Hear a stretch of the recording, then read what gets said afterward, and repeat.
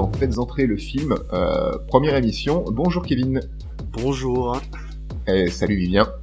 Salut Olivier, ça va? Ça va très très bien.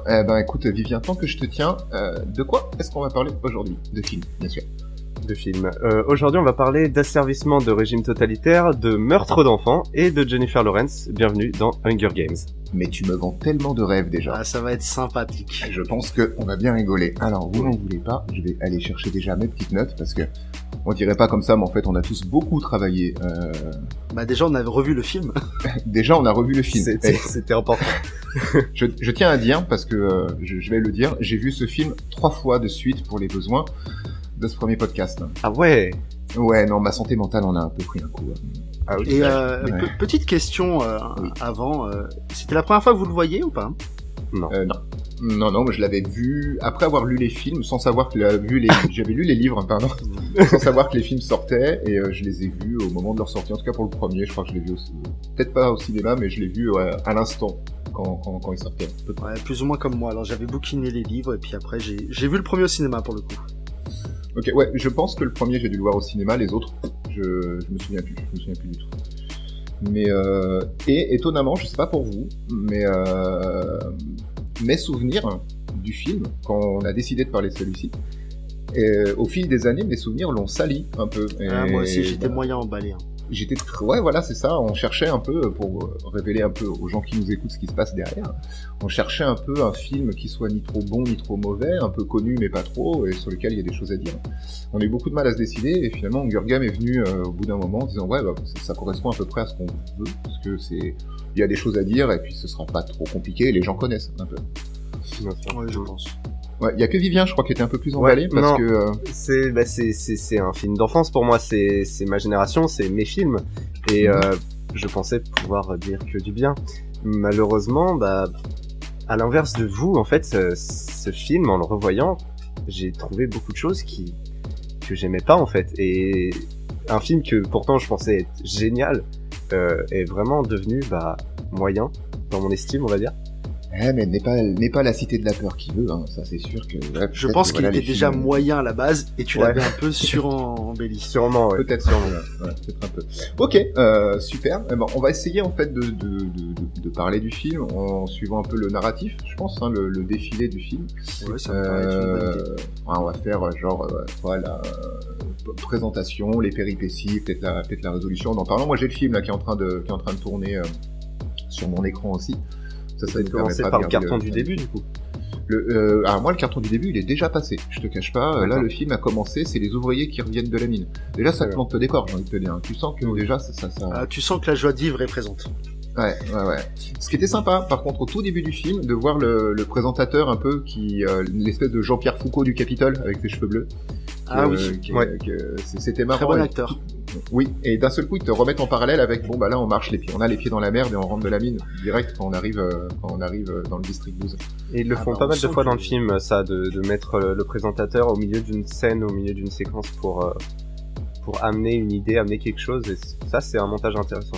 Ouais, ça, j'ai bien aimé aussi. Toutes ces interventions sont plutôt hyper clichés, mais très pertinentes dans le... C'est le fil rouge, en fait. C'est ça. Ça permet c'est lui qui dirige vers les péripéties ou qui fait avancer le film, je trouve aussi. Ouais. Alors, déjà, je regarde mes notes et c'est bim, contraste entre la vie campagnarde, ce qui fait très colon américain. Il y a un petit côté, ça m'a fait penser un peu à La Petite Maison dans la Prairie, ce côté, nous on vit les pieds dedans et puis ils vivent au naturel en fait presque. Ah ouais, et puis sourire, c'est un concept, hein. Ouais, en même temps, quand tu connais les enjeux, tu dis ouais, non, t'as moyen envie de sourire. Ouais, et puis c'est assez drôle aussi que ça s'appelle La Moisson.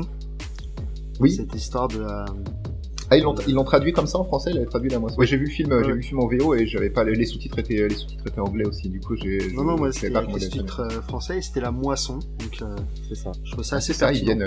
Ils viennent récolter. Ok. Et alors, vas-y. Moi, j'ai juste à dire que donc on commence avec la petite sœur donc de Katniss, Prime. La première chose qu'elle dit, c'est que elle a fait un rêve où elle se sent qu'elle va être choisie. qui avait été Moi, j'ai appelé. envie de dire, les dons de voyance, c'est pas mal, hein. C'est bien, c'est vrai. ça, c'est vrai. En plus, Katniss, elle se veut très rassurante à ce moment-là. T'inquiète, ton nom, il est En même temps, quand inscrit tu qu'une vois seule l'état de fois, sa mère, tu te dis heureusement qu'elle est là, hein. clairement. C'est vrai. Mais j'ai bien aimé, ne serait-ce que par cette petite phrase, le côté ouais, mais ton nom n'est inscrit qu'une fois au registre des moissonneurs. Ça laisse le spectateur comprendre tout de suite. Ah d'accord, donc chaque année qui passe jusqu'à un moment, la majorité peut-être, le nom est inscrit de plus en plus souvent parce que c'est pas tellement expliqué aussi, ça va pas marquer dans le film. Et si, plus que ça, parce que j'ai noté que en fait, justement au début je comprenais pas, mais l'ami de Katniss, je sais plus comment il s'appelle, dit qu'il a son nom inscrit 42 fois, quelque chose comme ça.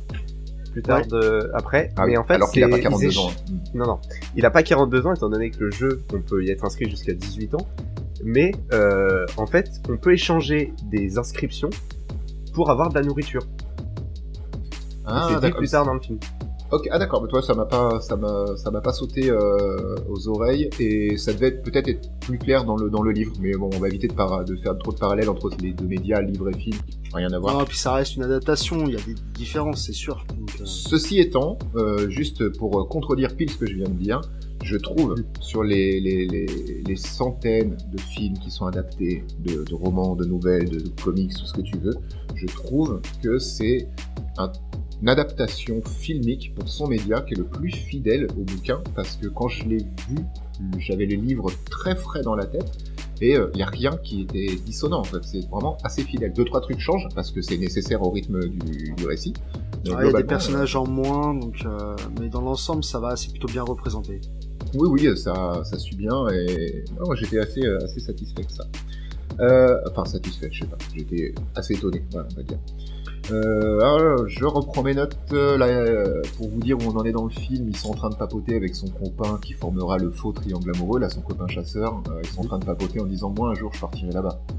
Ouais, peut-être. Ouais, mais c'est bien, il faut rêver, c'est cool. Faut de l'espoir. Non, L'espoir est un point important du film. Hein, dans tous les cas, on est d'accord que toute cette première partie est assez lente à se mettre en place, ce qui est normal. Il faut mettre les enjeux et tout ça. Mais c'est ça, tout à fait. Un des premiers aspects qui m'a vraiment fait mal, et vraiment ça m'a fait mal physiquement, c'est toute cette scène de la réunion des enfants, donc sur leur espèce d'esplanade là de place. Il y a trop de mouvements de caméra, de gros plans. J'ai compris que ça se voulait anxiogène, tout ce qu'on veut.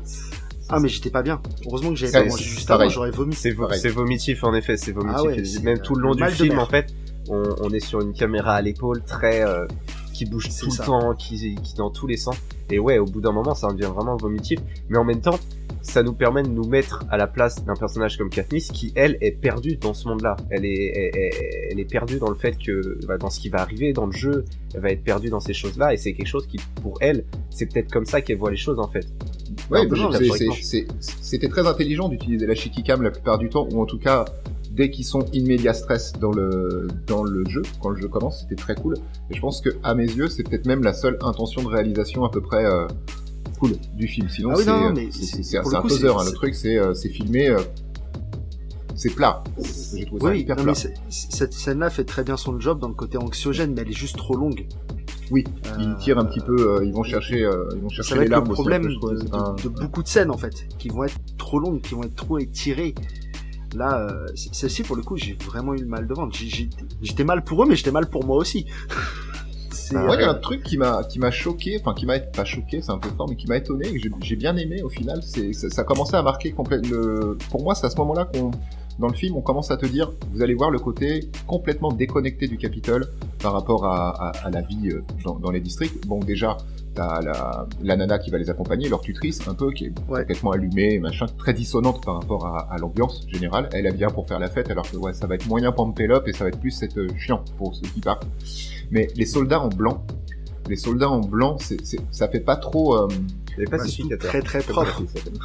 Oui, ils sont très propres, et du coup, en termes de camouflage et de stratégie de camouflage, c'est pas la meilleure option, si tu veux, quand tu vas dans un district comme le 12e, voilà, donc il y a un côté très aseptisé, en fait, de leur monde.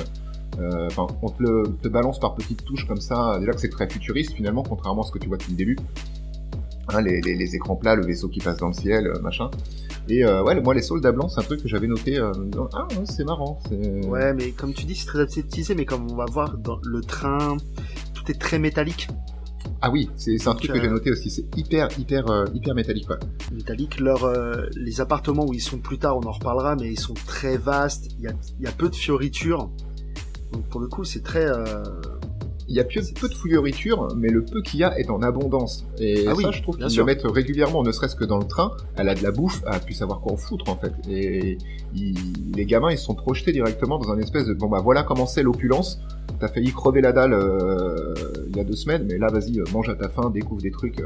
Bah, il suffit de voir leur tête de leur mentor. Hein. tu sens que lui, quand tu connais l'histoire un peu plus... Je vois dire, il l'a quitté. Mais ouais, tu sens que ça lui a laissé 2-3 bricoles de marque.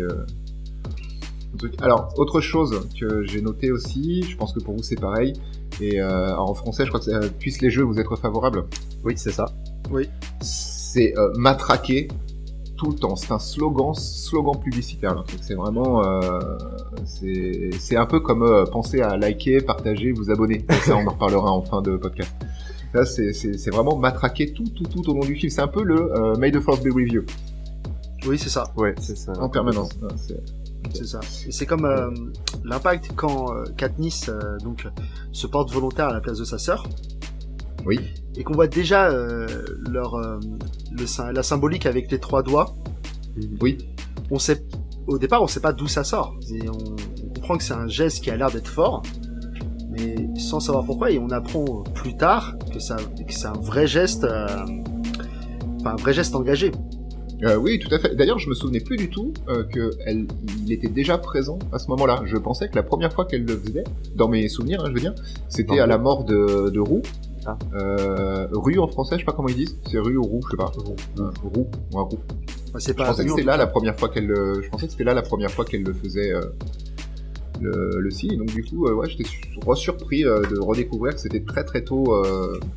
Alors qu'on est en pleine exposition encore, ce qui est logique en fait que ce soit dans. Bah ouais, en fait, il nous lâche des petits indices qui sont disséminés et qu'on verra plus tard. Oui, tout à fait. J'avais noté dans la continuité, voilà, là le film se déroule tranquille, on en est à plein de temps de film et là c'est cool. Le premier contact avec le mentor était un peu, pour rebondir à ce que tu disais un peu plus tôt, qui montre bien que même quand tu gagnes, tu perds. Hein. Globalement, ce que tu as gagné en liberté, tu vas le reperdre dans ta liberté, tu vas très vite la reperdre dans d'autres addictions. Là, en l'occurrence pour lui, c'est la boisson pour oublier ou ce genre de choses. Faut pas oublier que c'est le seul vainqueur du district 12 avant. Bah, en même temps, ils ont rien à bouffer. Non mais je suis d'accord, comparé à d'autres districts qu'on verra plus tard qui sont formés pour ça, moi je peux comprendre qu'ils se sentent pas mal, qu'ils se sentent mal plutôt. Oui, clairement. Il y avait pire, il y avait le district 13, mais eux ils avaient déjà même plus de quoi s'habiller. Donc bon. C'est-à-dire que le district 13, de toute façon, eux ils se sont révoltés et ils ont mal fini. Donc, ouais, ça s'est mal passé, mais bon. Mais bon, plus les jeux d'être favorables à vivre. Ouais, c'est comme ça. Donc après, il y a toute la phase dans le train. Dans le train où. On a oublié un truc. Excuse-moi de te couper. On a oublié de parler de Pita Mollark. Qui est, alors, bon, peu importe le comédien qui, au final, s'en sort pas mal, moi je trouve. S'en sort pas mal. Enfin, il a juste la bouche ouverte la moitié du film, quoi. Mais... Ouais, mais c'est parce qu'il a les lèvres avec du gloss, du coup, pour éviter que ça colle, il préfère avoir la bouche ouverte. Exactement. Mais un truc qui m'a amusé quand j'ai revu le film, et justement cette caméra quand il y a tous les enfants qui sont réunis avant le tirage au sort, et qu'il y a cette caméra qui bouge beaucoup, qui te montre les enfants quand elle appelle le garçon. Mes yeux, qui connaissaient déjà Pita Mollark, du coup, parce que j'avais déjà vu le film, le cherchaient dans la foule. J'arrêtais pas de le chercher, et il est pas du tout présenté, et limite, c'était marrant de se dire, je me suis surpris à m'amuser à ce moment-là, sur les quelques plans où il te montre plein de garçons, à dire, alors ça va être lequel Pita? Qui c'est qui a une tête suffisamment golemon pour s'appeler Pita? Et au final, ça aurait pu être n'importe lequel de ceux qu'on voyait, en fait. C'est ça, c'est exactement ça. Tu vois qu'il y en a qui sont très très jeunes aussi. Hein. Mais comme on voit, il prend de l'importance au fur et à mesure, et on se rend compte qu'il prend toute la première phase où il va avoir de l'importance parce qu'il va instaurer quelque chose. Il est très bon pour parler, putain. Oui. Et on va se rendre compte que, en fait, c'est un personnage secondaire premium, on va dire, c'est son seul intérêt, c'est d'être là. Oui, c'est ça. Parce qu'il apporte rien d'autre. ça va être un petit peu la socialisation de Katniss en fait. C'est ça. Ils ont essayé quand même de lui donner un autre point fort. Ils ont essayé de lui montrer qu'il avait de la force et qu'il pouvait aussi faire quelque chose au jeu. Mais après, mais ça, le problème c'est que dans les jeux, c'est complètement raté parce qu'on nous le montre pas du tout. Et du coup, toute la scène où on nous prouve sa force est inutile. Et c'est ce genre de choses que j'ai pas aimé, par exemple, en voyant le film.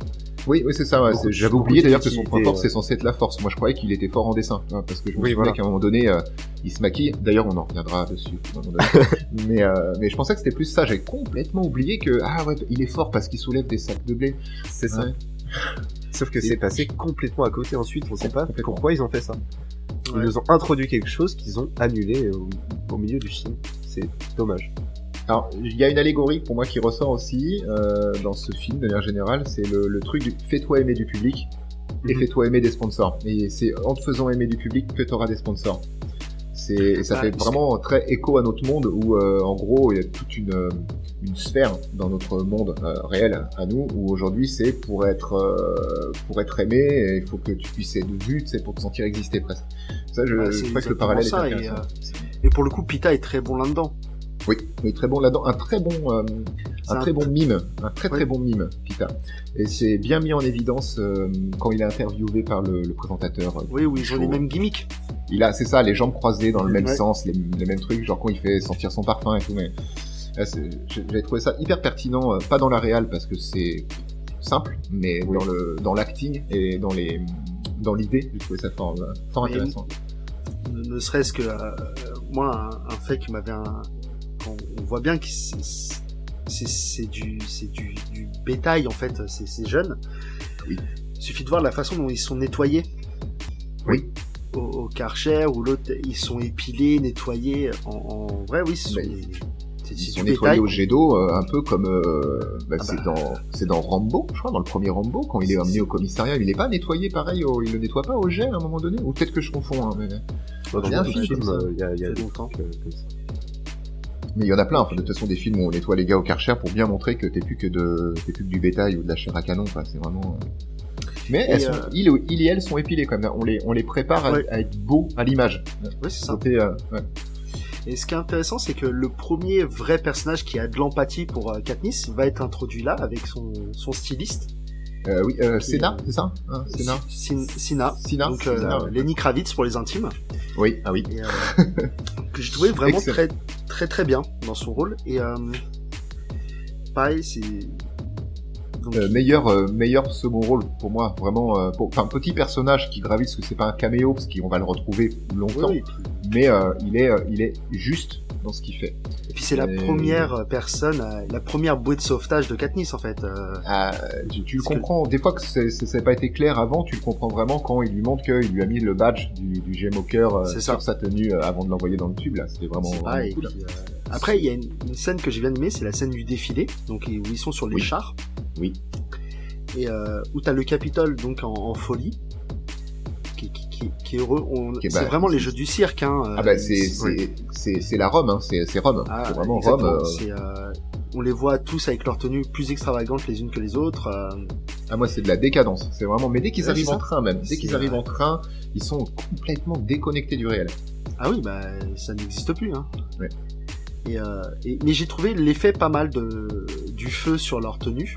Ouais, c'était chouette. Ils sortent du lot. C'était l'idée. En plus, je pense de cinéaste, vraiment de sortir du lot. Et alors, c'est marrant que tu parles de ça, parce que ça va me permettre d'appuyer sur un truc qui arrive au même moment. C'est la première fois qu'on va vraiment s'adresser au public. Le président Snow, on l'a déjà vu en off quand il parle de la réal, où on l'a vu très peu. Mais là, on le voit apparaître. On comprend vraiment qui c'est. Il va faire son allocution devant une foule en délire et des tribus pétrifiées un peu. Et ce qui m'a marqué, c'est qu'il est absolument pas comme le peuple du Capitole. Il est très froid, pas de maquillage, pas de côté très exubérant. Il a rien. Ouais, non mais oui, c'est un calculateur.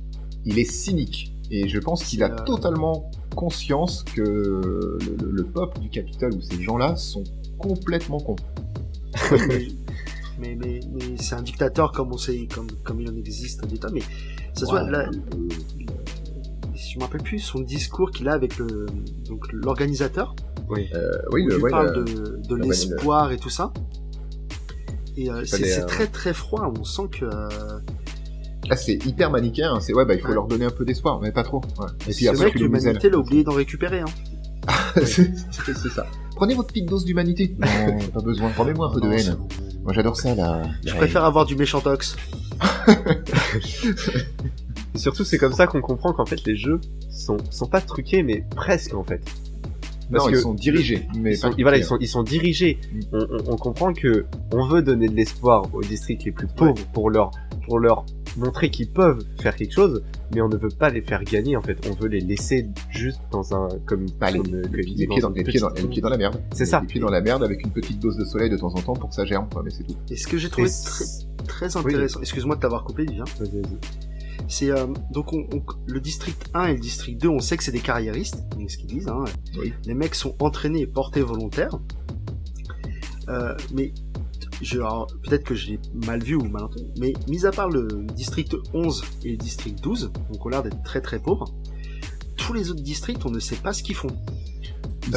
Ils sont milieu de gamme. Voilà, c'est toi et moi, On sait en fait. C'est des... On sait que le expliqué 12, dans les c'est mines, je crois. la mine, et le 11, ils ont l'air de travailler dans les champs. Ça fait très penser aux champs de coton quand même. Oui, un peu, oui. Quand Ouais. on voit Ouais. la population, c'est vraiment... bah, oui. Complètement, oui. Pour le coup, c'est vraiment exposé. Ah, clairement. Et donc voilà, je trouvais ça intéressant. Une petite pensée à notre graphiste, d'ailleurs, pour ça. Oui. C'est une private joke, les gens. C'est une private joke, mais voilà. Donc la scène d'après le discours, c'est la scène de l'entraînement.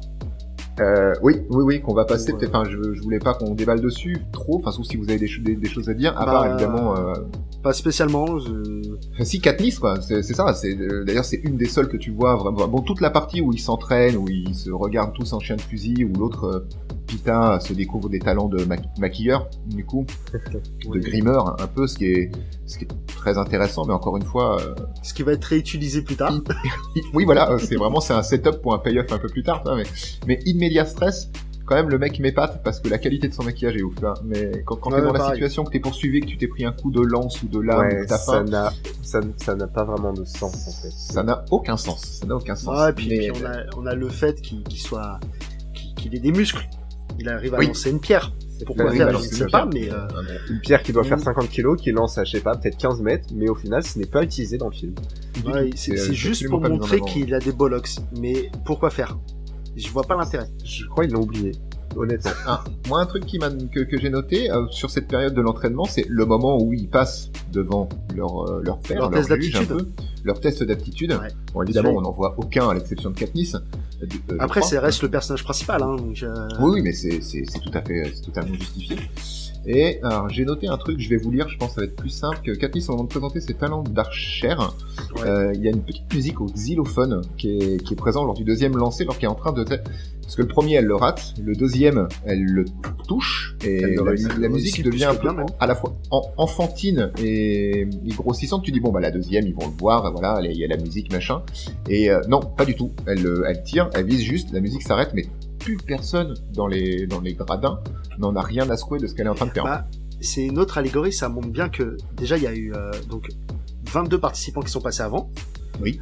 Donc les mecs, je pense qu'ils en ont plus ou moins rien à faire. Oui, puis c'est les derniers, c'est le 12e. Puis c'est les derniers, c'est le 12e district, il y a jamais de personnes intéressantes dans ces districts-là. Et donc là, bah, ils se disent, bon, elle a raté, hein. Et j'ai trouvé ça très sympa, moi, le fait qu'elle vise la pomme. Et très impertinent, et sa réplique après est magique. Qu'est-ce qu'elle dit? Je sais qu'elle fait la... Elle dit, je sais en plus. gros, elle les remercie de leur attention. Ah oui, c'est ça, c'est merci de votre attention, merci de m'avoir regardé. Oui, avec C'est une ça. révérence, Et ça, j'ai trouvé ça excellent. une révérence du coup qui la rend hyper irrévérencieuse Oui. par rapport à leur doctrine à eux. Ouais, Bah, c'est pas très hautaine, j'ai trouvé ça vraiment bien.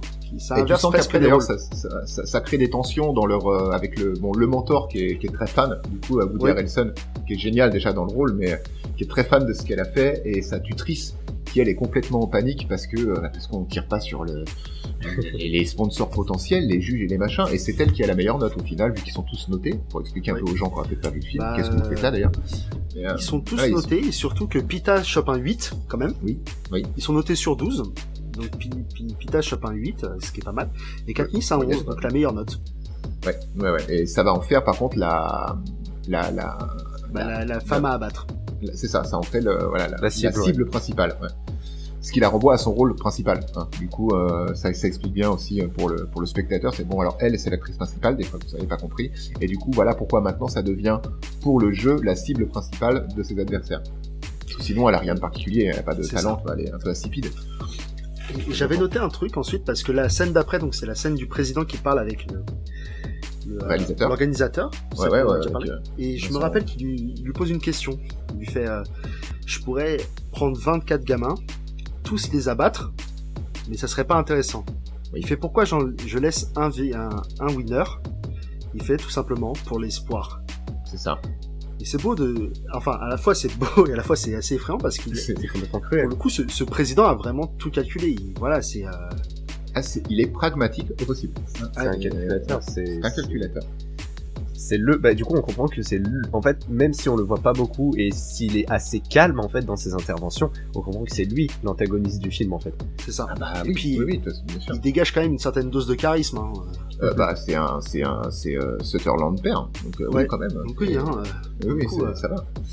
Mais tu sens bien qu'il, dans ce film-là, hein, puisque c'est de toute façon annoncé dès le départ pour être une saga, pour être une trilogie, voire, oui, dans des tétralogies, une tétralogie, merci Lina. Tu sens bien qu'il le prépare, parce qu'on le voit très peu, il a très peu de temps de présence à l'écran, mais c'est un setup pour le futur. Tu sens très bien, d'ailleurs, je crois que le deuxième film commence, il est là dès le début, il me semble. Oui. Et son rôle prend de l'importance, évidemment. Mais là, voilà, ils te le préparent, ils te disent, vous le sentez bien, vous, lui, parce que il est chaud quand même. Président Snow, il est chaud. Ah oui, parce que Snow, c'est plutôt froid, hein, c'est plutôt la neige, tout ça. Ah, c'est marrant. Non, mais ouais, humour. Point virgule. Le point virgule.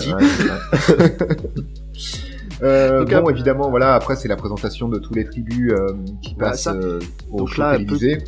Petit effet de mise en scène, pas piqué des hannetons.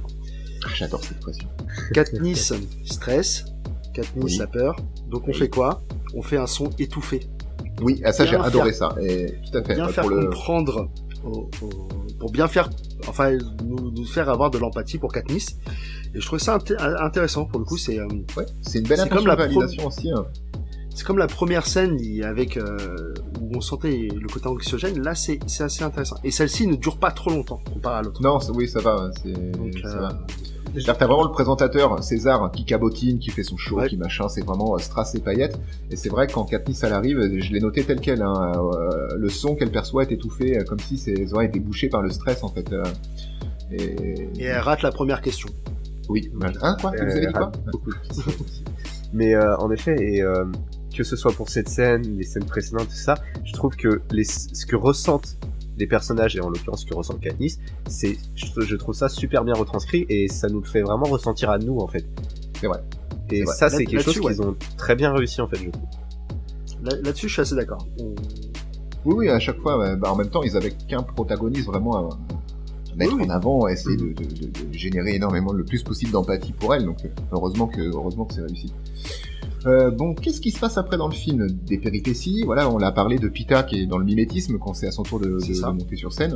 Et après, c'est le début l'arrivée dans l'arène. Moi j'ai trouvé que la tension... 74e Hunger Game.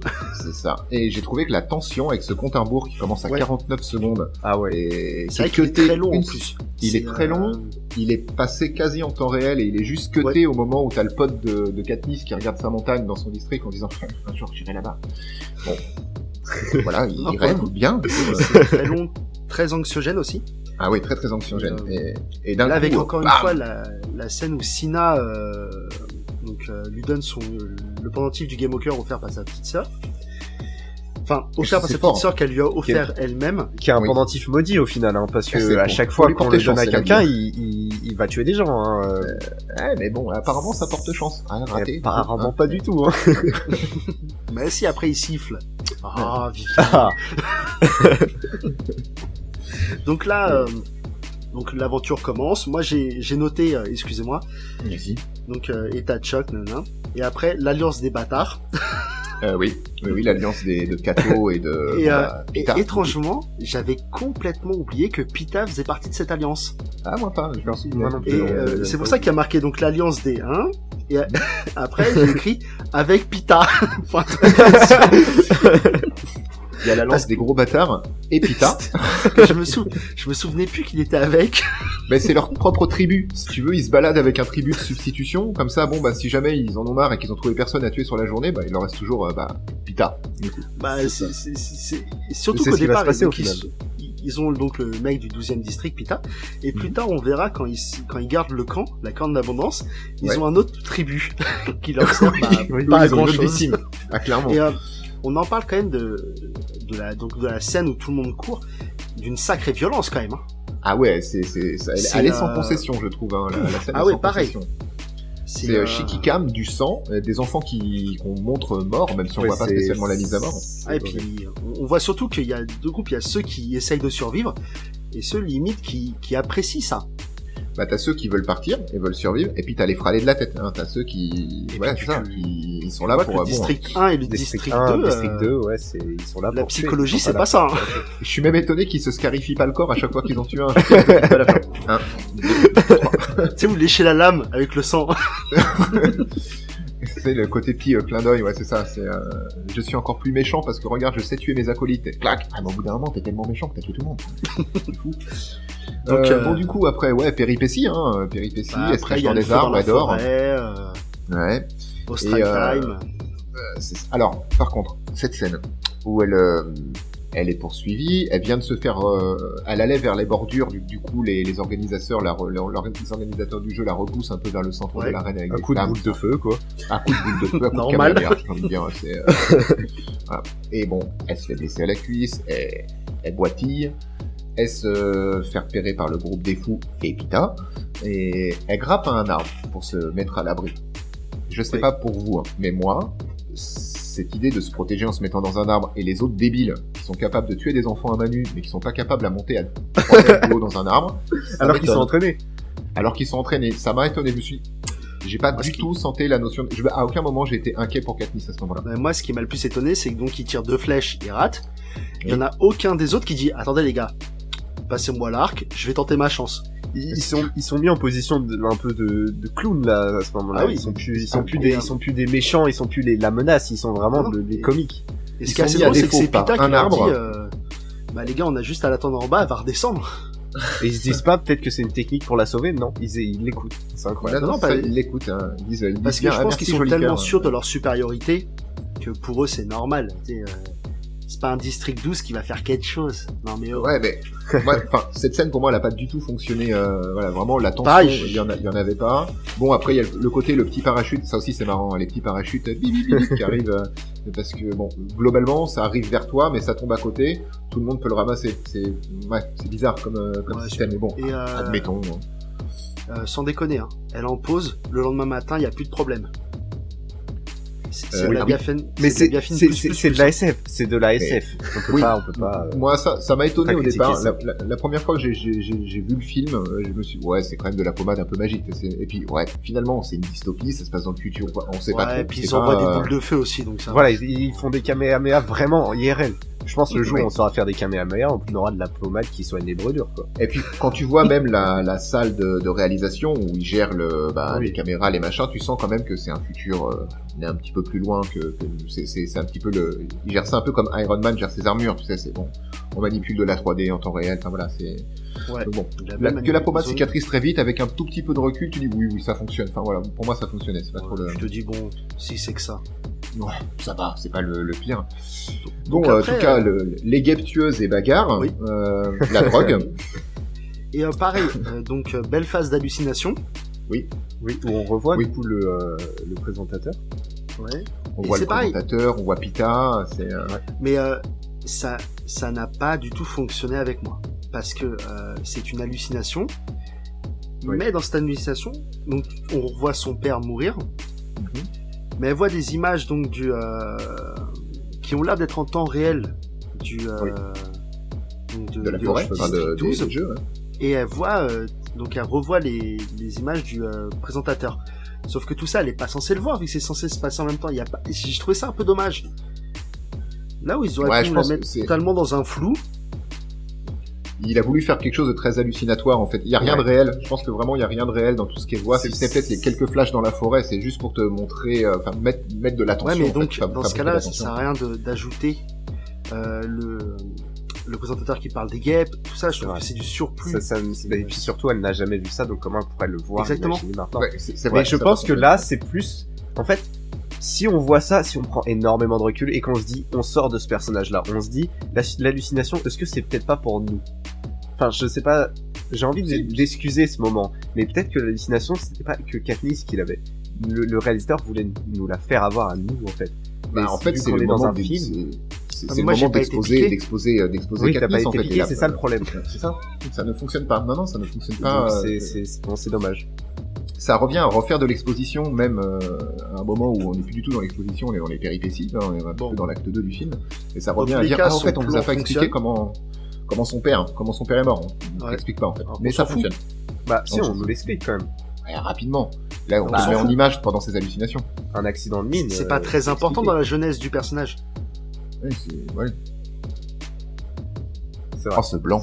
Non, c'est vrai, parce que j'ai raison. C'est vrai, ça a pas d'importance. C'est vrai, ça a pas d'importance au final. Donc, elle récupère un arc étrange. La chance. Vraiment, là, c'est l'occasion qui fait le larron. Moi aussi, j'ai une bonne expression. Donc là, elle rencontre la petite Roux. Donc, elle se lie d'amitié avec elle, parce que je pense elle lui rappelle sa petite sœur. Ah bah, c'est clairement le parallèle, il est là. Hein. Le parallèle est tout de suite là. C'est les seuls moments où Katniss, tu la vois sourire d'ailleurs. Ouais. C'est quand elle est avec sa sœur avant que sa sœur soit appelée, et quand elle est avec Roux avant que Roux se fasse tuer. C'est ça. Et donc là, elles font un petit plan pour pouvoir détruire le camp des hauts districts, on va dire. Des hauts districts et Pita. Non, Pita, il est plus avec eux. déjà. C'est vrai qu'il est plus avec eux. Ouais, il est plus avec eux. Et donc, tac, elle arrive, elle tire, les pommes elles tombent, ça explose. Très sympa. Juste cette scène. Trop de cuts, trop de ralentis, trop de cuts, trop de ralentis, trop de cuts, trop de zoom, trop de zoom, trop de cuts, trop de zoom. Oh là là. Encore une fois, ça t'a donné un peu la nausée, moi aussi. Hein. Oui, c'est exactement la nausée. J'ai compris que ça avait explosé, mais oh la vache. Katniss est assourdie, encore une fois, par l'explosion, etc. Là, quand elle arrive au camp. Oui. Encore une fois, le réal, tu sens que voilà, t'entends un sifflement qui, moi, c'est la deuxième fois qu'on nous le met dans les dents. La première fois, c'est quand elle arrive sur le plateau télé. Là, on te remet encore le sifflement façon grenade qui explose. C'est bon, on a compris que tu savais faire cet effet-là. Je pense que c'est une bonne idée, je vais le foutre à chaque fois. C'est ça. Maintenant, fais avancer ton film, parce que c'est exactement ça. Exactement ça. Et donc la mort de la petite Roux. C'est ça qui, avec une mise en image de la révolte, du coup, de la petite révolte qui se passe dans le district 11. Et avec l'histoire des doigts, encore une fois, de la main levée. Avec l'histoire du signe de la main, et qui fait encore écho une fois au propos de Snow qui veut que Katniss soit muselée maintenant par le réalisateur, parce qu'elle peut être la source de beaucoup de problèmes plus tard. Il a déjà compris ça, en fait, Snow. C'est ça. Et c'est à ce moment-là, enfin d'après moi, c'est à ce moment-là qu'on comprend la suite de la saga, où va partir la saga. Si on n'a pas lu les livres, c'est comme ça qu'on comprend comment. Ensuite, il y aura 3 autres films là-dessus. Et sur quoi ça va surtout la rencontre entre Woody Harrelson et l'organisateur. Oui, dit, non, tu vas pas la tuer, tu vas pas en faire une martyre, t'en as déjà une. Oui. Fais un amour naissant. Et là, on se rend compte que il y aurait pas une histoire de peut-être résistance là-dedans? Si, la suite dans les prochains films. Ouais, ça m'avait étonné j'avais complètement oublié que c'était Woody Harrelson, du coup, le mentor, qui allait voir directement le réalisateur. Du coup, c'est des personnes qui se fréquentent quand même, enfin, le réalisateur. Je ne connais aucun réalisateur. Tu vois, voilà, c'est vraiment un microcosme pendant les jeux où tout le monde peut se rencontrer facilement, tout le monde est accessible dans cette sphère de haute et puis on se rend compte que donc le personnage de Woody Harrelson n'est pas aussi inutile que ça qu'on nous le laissait présager au début. Ah oui, parce que je le voyais juste comme un pochetron.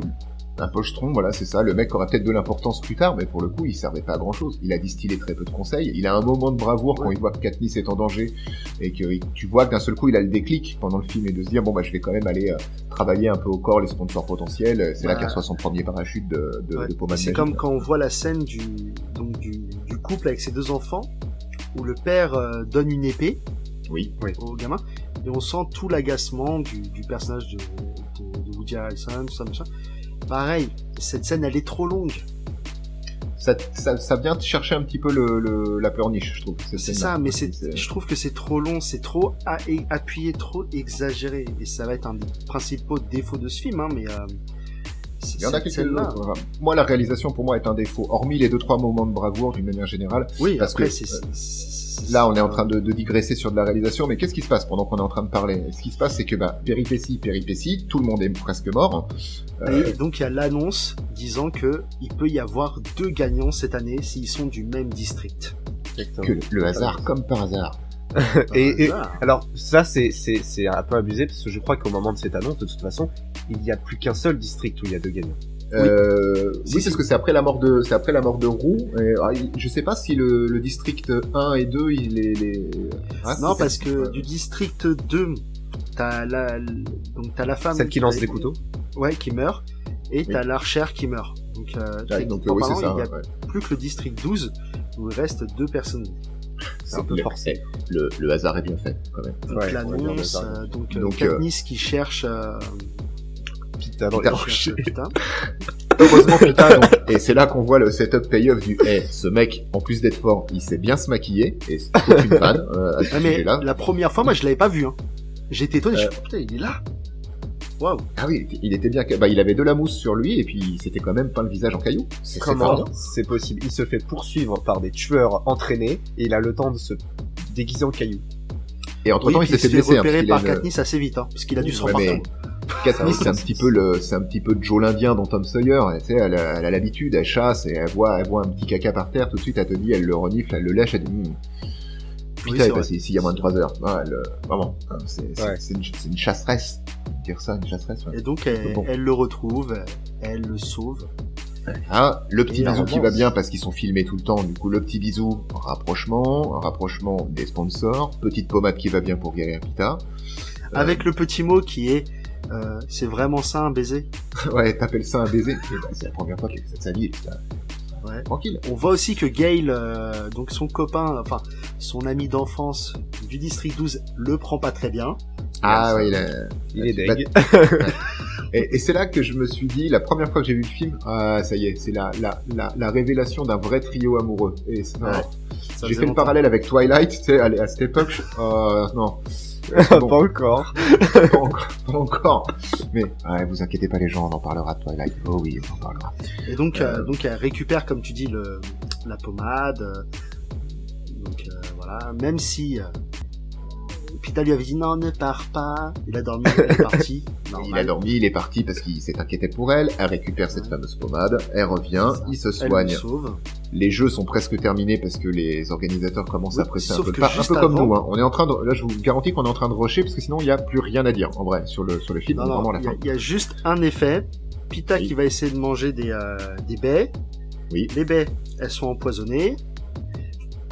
Pita se fait encore sauver par Katniss. Et engueuler, sauver et engueuler. Mais t'es complètement con. Pourquoi tu manges ces myrtilles qui sont pas vraiment des myrtilles? C'est des baies empoisonnées. Ouais.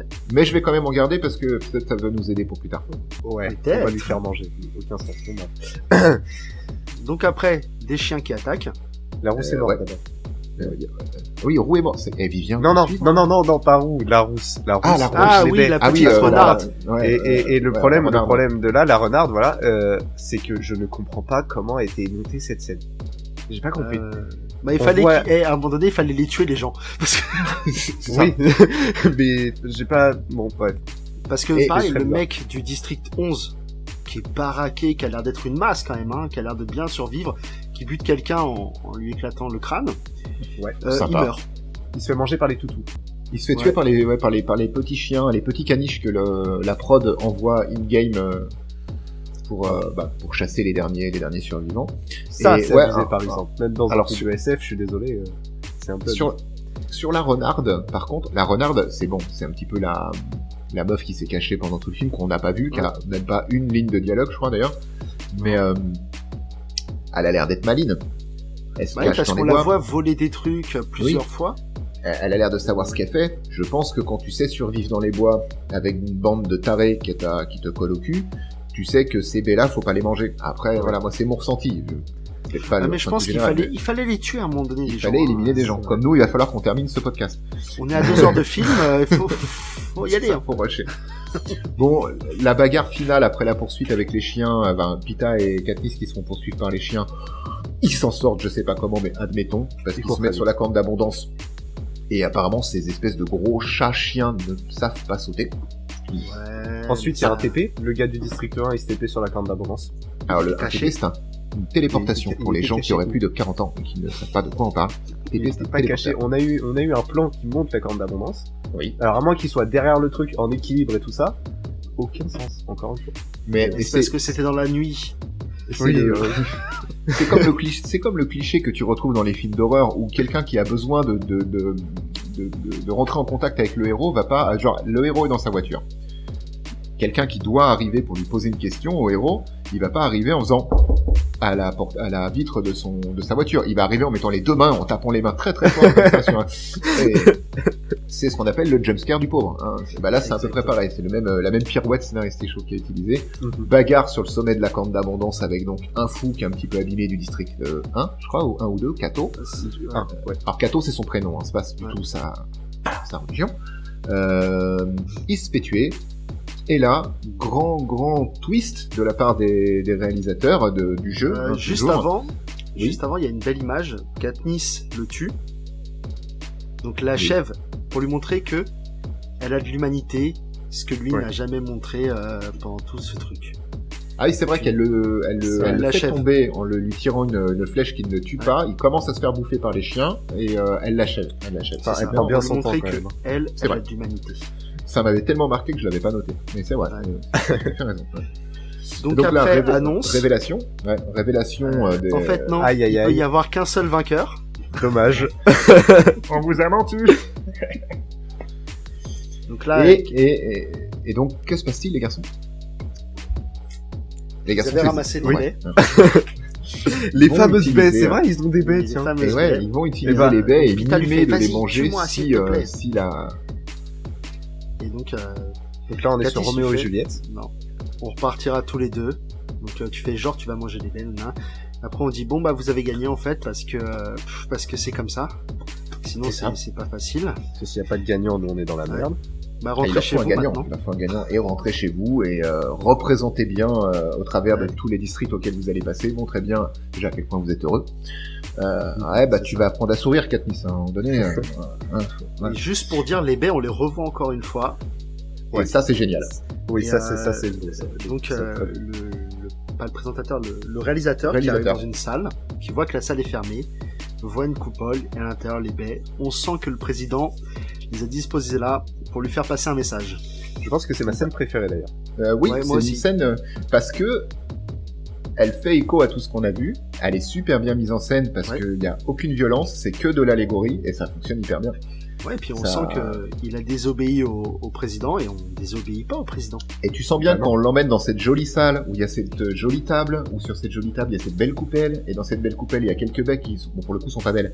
Mais je pense que quand les soldats, parce que c'est des gardes, des soldats qui l'emmènent le réalisateur dans cette salle-là, ils vont fermer la porte à clé en partant, je pense. Vraiment, il essaye de la rouvrir.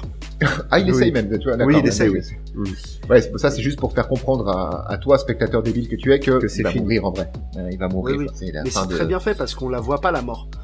Non, elle est que suggérée, et c'est ça, c'est cool. Une balle dans la tête, mais non, c'est en effet, ce que tu dis, Olivier, c'est intéressant parce que, en effet, on aurait pu avoir aussi sans qu'il essaye d'ouvrir la porte et qu'il comprenne directement. On n'est pas des débiles, on est des spectateurs qui regardent un film, on comprend le film. Oui. Mais là, oui, c'est vrai qu'ils ont appuyé sur le fait que, la porte est fermée, il peut pas sortir, il y a qu'un seul moyen de sortir. Enfin, je trouve ça un peu abusé en effet. Mais ça reste quand même une scène très jolie. Parce que, pas pour nous, c'est pas une insulte envers les gens comme ça, mais pour les producteurs et beaucoup de cahiers des charges de réalisateurs, il faut tout expliquer aux gens. Systématiquement, c'est un peu le mal dans beaucoup de films mainstream qu'on a aujourd'hui.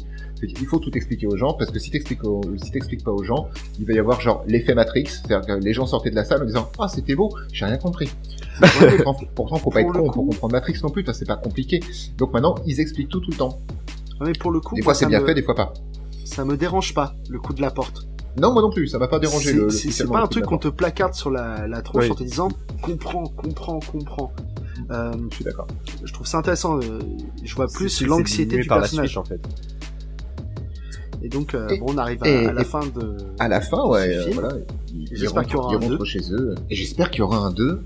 En tout cas, on le fera pas tout de suite. Alors, suspense vite brisé, oui, il y a un 2. Et non, on le traitera pas tout de suite.